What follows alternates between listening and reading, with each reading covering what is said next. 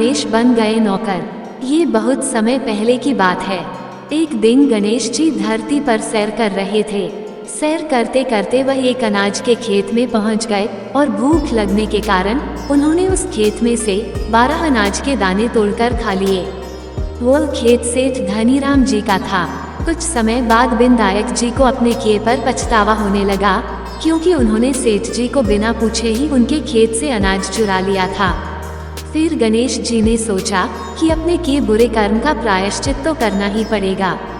इसीलिए उन्होंने सेठ जी के यहाँ 12 साल के लिए नौकरी करने की ठान ली।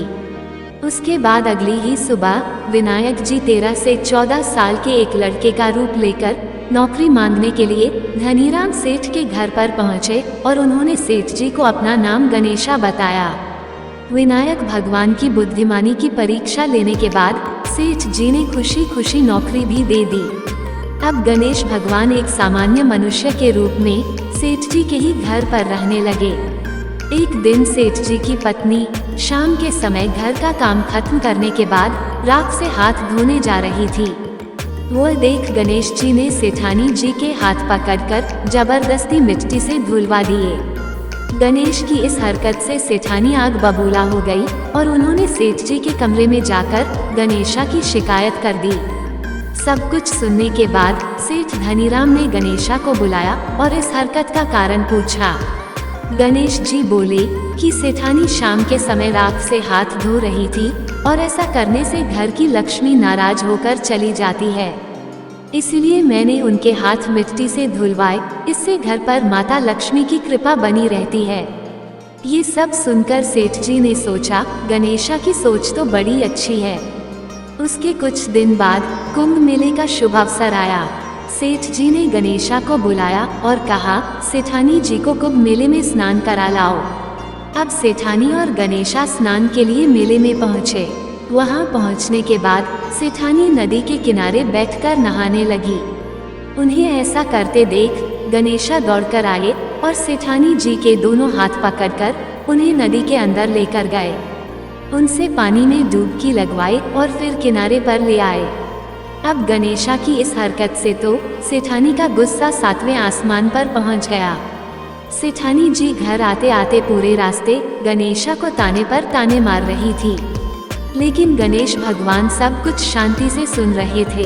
घर आते ही सेठानी ने सेठ जी के पास फिर से गणेशा की शिकायत कर दी। सेठ जी ने तुरंत ही गणेशा को बुलाया और पूछा, तुमने ऐसा क्यों किया? गणेश जी बोले, सेठ जी, सेठानी नदी के किनारे बैठकर गंदे से पानी में नहा रही थी, तो मैंने उन्हें नदी में ले जाकर साफ पानी में डुबकी लगवाई। ऐसा करने से उन्हें अगले जन्म में बहुत बड़ा राजपाट और वैभव मिलेगा। सेठ जी ने सोचा कि गणेशा के विचार कितने अच्छे हैं, मेरे परिवार का भला सोचता है। कुछ दिन बाद सेठ जी के घर पर पूजा थी। पंडित जी के आने के बाद सेठ जी ने गणेशा से कहा, जाओ और सेठानी जी को बुलाकर लाओ। सेठ जी की आज्ञा अनुसार गणेश जी सेठानी को बुलवाने गए। उस वक्त सेठानी काली चुनरी ओढ़कर कमरे से बाहर आ रही थी। ये देखते ही विनायक जी ने वह काली चुनरी उतार कर फाड़ दी और कहा कि पूजा के लिए लाल रंग की चुनरी ओढ़कर आइए। अब सेठानी बहुत ज्यादा नाराज हो गई और गणेशा पर चिल्लाने लगी। आवाज सुनकर सेठ जी वहां पर भागते हुए आए और पूछा कि क्या हुआ। तब सेठानी बोली, गणेशा ने मेरी चुनरी फाड़ दी। फिर सेठ जी ने भी गणेशा को बहुत डांटा। जवाब में गणेश जी ने कहा कि सेठ जी पूजा में कभी काला वस्त्र नहीं पहनते, इससे शुभ काम सफल नहीं होते, इसलिए मैंने ऐसा किया। सेठ जी ने सोचा कि गणेशा तो बहुत ही समझदार है। इसी तरह लीला रचाते हुए उसी घर में गणेश जी के 12 साल बीत गए।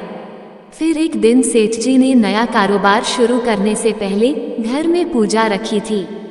पूजा करते करते उनको याद आया कि पूजा की सामग्री में गणेश भगवान की मूर्ति तो है ही नहीं।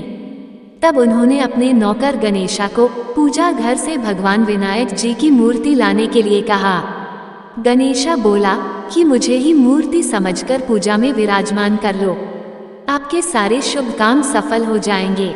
ये बात सुनकर सेठ जी गुस्सा हो गए और बोले, गणेशा, तुम अब तक सेठानी से मजाक करते थे, अब मुझसे भी करने लगे हो। उत्तर में गणेश जी ने मुस्कुराते हुए कहा, नहीं सेठ जी, मैं मजाक नहीं कर रहा, मैं सत्य वचन कह रहा हूँ। इतना कहने के बाद नौकर गणेशा ने अपना असली गणेश भगवान का स्वरूप धारण कर लिया। साक्षात गणेश भगवान को सामने देखते ही सेठ और सेठानी उनके चरणों में लीन हो गए और उन्होंने अपनी पूजा संपन्न कर ली। उसके पश्चात गणेश जी देखते ही देखते अंतर्ध्यान हो गए। बाद में सेठ और सेठानी को बहुत पछतावा होने लगा कि स्वयं भगवान हमारे घर नौकरी कर रहे थे और हमने उनके साथ कितना बुरा व्यवहार किया, उनसे बहुत सारा काम कराया। ये सोच सोच कर दोनों दुखी होने लगे। फिर उसी रात सेठ और सेठानी के सपने में गणेश भगवान प्रकट हुए और उन्हें समझाया कि मैंने 12 साल पहले तुम्हारे खेत से 12 अनाज के दाने बिना पूछे तोड़ लिए थे और उसी कर्म का दोष दूर करने के लिए मैं 12 साल से तुम्हारे घर नौकरी कर रहा था। अगले ही दिन से सेठ जी पर गणेश भगवान की माया हो गई। उनका व्यापार दिन दोगुना और रात चौगुनी तरक्की करने लगा। धनीराम सेठ जी के जीवन की काया पलट हो गई। हे गणेश जी, जैसी माया अपने धनीराम सेठ जी पर की, वैसे ही माया इस कहानी को पढ़ने वाले और सुनने वाले हर एक व्यक्ति पर करना। कथा अधूरी हो तो इसे पूरी करना और अगर हमसे कोई गलती हो गई हो तो हमें क्षमा करना। इस कहानी को गणेश जी के व्रत के बाद एवं अन्य किसी व्रत के बाद पढ़ना शुभ माना जाता है। जय गणेश, जय विनायक।